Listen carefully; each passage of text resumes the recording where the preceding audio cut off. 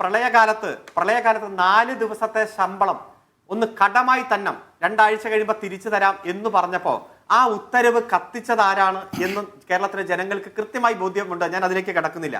ഈ കേരളത്തിലെ മൊത്തം വരുമാനത്തിന്റെ 75%, മൊത്തം ചെലവിന്റെ 75% പെൻഷനും ശമ്പളം കൊടുക്കാൻ വേണ്ടി ചെലവഴിക്കണം. അതുകൊണ്ട് ഈ സിസ്റ്റം തന്നെ വലിയ പ്രശ്നമാണ്, ഇത് നിർത്തണം എന്ന് പറഞ്ഞ മുഖ്യമന്ത്രിമാർ ആരൊക്കെയാണ്, UDFന്റെ മുഖ്യമന്ത്രി ആരൊക്കെയാണെന്നുള്ള കാര്യവും ജനങ്ങൾക്ക് കൃത്യമായി ബോധ്യമുണ്ട്. അതുകൊണ്ട് നിങ്ങളിപ്പോ എത്ര ആശങ്കകൾ ഉന്നയിക്കാൻ നോക്കിക്കഴിഞ്ഞാലും ഈ ഗവൺമെന്റിനെ സംബന്ധിച്ചിടത്തോളം കൊടുത്ത വാക്കു പാലിക്കും. കൃത്യമായി DA കുടിശ്ശിക കൊടുത്തു തീർക്കും, ശമ്പള പരിഷ്കരണം നടത്തും. അങ്ങനെ നടത്തി ഏത് പ്രതിസന്ധി ഘട്ടത്തിലും നടത്തി കൃത്യമായി അത് ജനങ്ങൾ സമയബന്ധമായി നടക്കുന്നുണ്ടോ എന്ന കൺസേണാണ് ജീവനക്കാർ ഉന്നയിക്കുന്നത്. ഞാൻ അവസാനിപ്പിക്കുന്നു, സമയം കഴിയാൻ. CP ജോൺ, താങ്കളുടെ ഒരു ഫൈനൽ ടേക്ക് എന്താണ്? ഇത് പിന്നെ ചർച്ചയുടെ അവസാന ഭാഗത്തേക്ക് വരുമ്പോൾ നമ്മൾ ജീവനക്കാരുടെയും അതുപോലെ തന്നെ പെൻഷൻ കിട്ടുന്ന ഗവൺമെൻറ്റിൻ്റെ സപ്പോർട്ട് കിട്ടുന്നവരുടെയും കാര്യമാണല്ലോ സംസാരിക്കുന്നത്.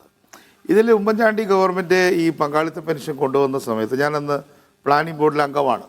വളരെ വിഷമത്തോടു കൂടിയാണ് അത് കൊണ്ടുവന്നത്. കാരണം ഒരു ചെറിയ വിഭാഗത്തിനെങ്കിലും നല്ല ഒരു ആനുകൂല്യങ്ങൾ അല്ലെങ്കിൽ ഗവൺമെൻറ്റിൻ്റെ സപ്പോർട്ട്, നല്ല ഒരു സപ്പോർട്ട് കിട്ടുന്ന ആളുകളുണ്ടെങ്കിൽ മാത്രമേ ആളുകളിൽ നിന്ന് ആളുകൾക്കൊരു കോൺഫിഡൻസ്, സോഷ്യൽ കോൺഫിഡൻസ് ഉണ്ടാവും എന്നൊക്കെ കരുതുന്ന ഒരാളാണ് ഞാൻ.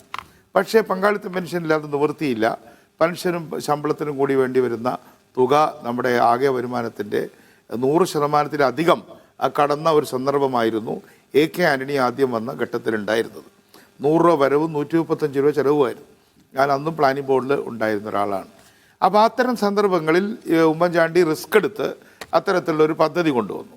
അന്ന് അനിശ്ചിതകാല സമരമാണ് LDF യൂണിയനുകൾ നടത്തിയെന്നുള്ള കാര്യം മറന്നു പോകരുത്. പക്ഷേ അത് കഴിഞ്ഞ് 10 കൊല്ലമാണ്, 10 മാസമല്ല, 10 മാസം കഴിഞ്ഞിട്ടും 10 കൊല്ലം കഴിഞ്ഞിട്ടും അത് നിർത്താൻ പറ്റിയില്ല. ഞാനിപ്പോൾ മരണാനന്തര ജീവിതത്തിലൊന്നും വിശ്വസിക്കാത്ത ഒരാളാണെങ്കിലും സാങ്കല്പികമായിട്ട് പറഞ്ഞാൽ ഇപ്പോൾ ഉമ്മൻചാണ്ടി പിന്നെ എവിടെയാണെങ്കിലും ഉണ്ടെങ്കിൽ അദ്ദേഹം ചിരിക്കുകയായിരിക്കും.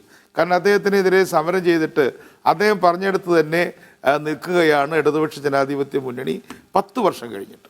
ഇതാണ് നമ്പർ 1. എന്തായാലും അത് ഞാൻ നേരത്തെ പറഞ്ഞല്ലോ, ബാലഗോപാലിനെ ഒരു വാക്കുകൊണ്ട് പോലും ആരും വേദനിപ്പിക്കുന്ന ഒരാളല്ല. കഴിയുമെങ്കിൽ അഭിനന്ദിക്കാനും മടിക്കാറില്ല.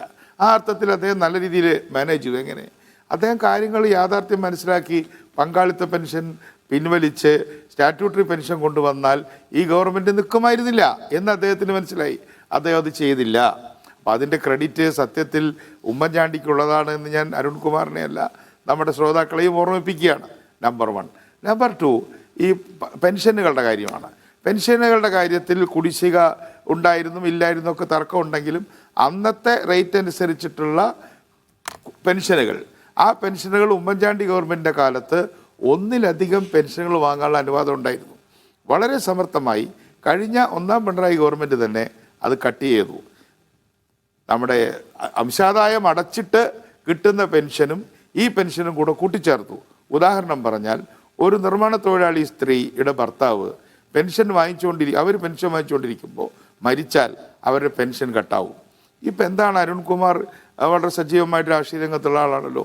ഇപ്പം നിർമ്മാണ തൊഴിലാളികളുടെ കേന്ദ്രമാണല്ലോ എറണാകുളം ഡിസ്ട്രിക്റ്റ്. 20 ലക്ഷം തൊഴിലാളികളാണ് അതിൽ അംഗമായിട്ടുള്ളത്. 3.5 ലക്ഷം പേരാണ് നമ്മുടെ നിർമ്മാണ തൊഴിലാളി ക്ഷേമനിധി പെൻഷൻ അർഹരായിട്ടുള്ളത്. എന്ന് പറഞ്ഞാൽ നമ്മുടെ സംസ്ഥാനത്തിൻ്റെ പെൻഷന് അർഹരായുമായി താരതമ്യപ്പെടുത്താവുന്ന ഒരു നമ്പറാണത് ഈ ഒറ്റ ക്ഷേമനിധിയിൽ.